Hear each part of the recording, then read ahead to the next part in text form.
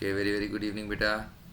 Good evening to all of you. अभी अभी मैंने कानपुर के ऊपर वीडियो बनाया था बेटा, एकदम सिमिलर टाइप का क्वेश्चन है। इसमें भी उसी तरह से करना है। यहाँ पे बेटा वर्ड नागपुर दिया है, पहले मैं क्वेश्चन समझा देता हूँ। वर्ड बेटा नागपुर दिया है, उसी के लेटर्स को यूज़ करके हमें अलग अलग वर्ड्स बनाने हैं, जैसे डिक्शनरी में अरेंज होते हैं। तो 315th पोजीशन पे, मतलब वो वर्ड जिसका रैंक 315 होगा वो कौन सा होगा, तो ये अपने को सॉल्व करना है। तो पहले हमने ए फिक्स कर दिया बेटा।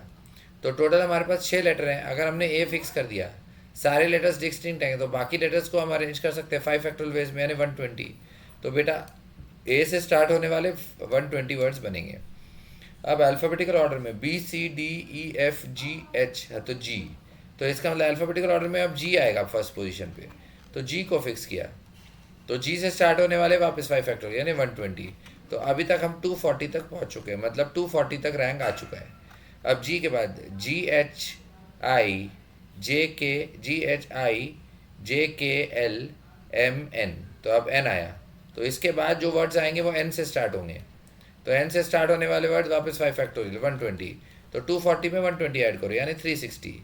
फिर एन के बाद अल्फ़ाबेटिकल ऑर्डर में O P, N O P, तो पी से स्टार्ट होगा। अच्छा सॉरी सॉरी, 360 तक पहुंच गए ना? नहीं नहीं, हमें 360 पे नहीं जाना, हमें 315 तक ही जाना है। तो इसका मतलब एन से आप सारे वर्ड्स काउंट मत करो। तो एन में आप क्या करो, 2 लेटर फिक्स कर दो। अल्फ़ाबेटिकल ऑर्डर में एन ए आता है, तो अगर एन ए फिक्स किया तो बाकी 4 लेटर्स को हम कैसे अरेंज कर सकते हैं बेटा? 4 फैक्टोरियल वेज में, जो कि क्या हुआ 24। तो 240 में अगर हमने 24 ऐड किया तो क्या होगा बेटा? 264 होगा, राइट।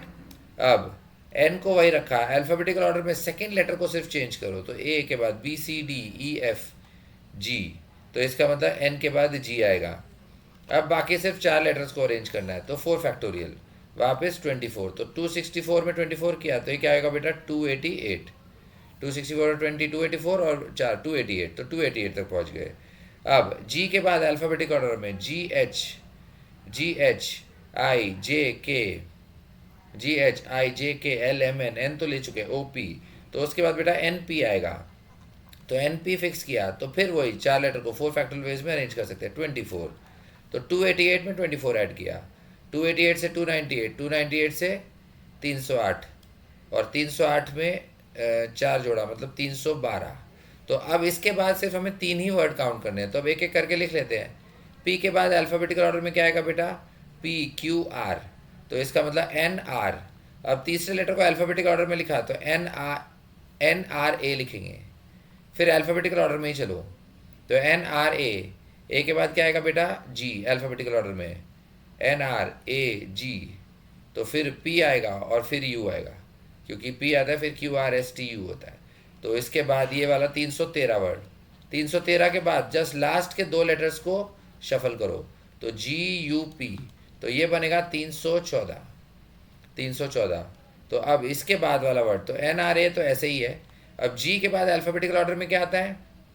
जी के बाद एन आर ए छोड़ के, एन आर ए छोड़ के हमने बस एन आर और ए अगर छोड़ दिया तो जी पी यू बचा, जी पी यू। तो जी के बाद अल्फ़ाबेटिकल ऑर्डर में पी आएगा, तो पी बराबर पी, और फिर जी आएगा और फिर यू। समझ रहे हो? पी जी यू हो जाएगा, मतलब ये जो वर्ड होगा इसका रैंक 315 होगा। ठीक है, समझ में आया कैसे सॉल्व किया? अगर कोई डाउट है तो please ask in the comments.